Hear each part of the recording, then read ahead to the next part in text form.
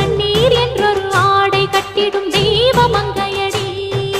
தையன் தீயன் தக்கு சீயன் தக்கு தையன் தீயன் தக்கு சீயன் தக்கு தையன் தீயன் தக்கு சீயன் தக்கு தையன் தீயன் தக்கு சீயன் தக்கு. தை பொங்கலும்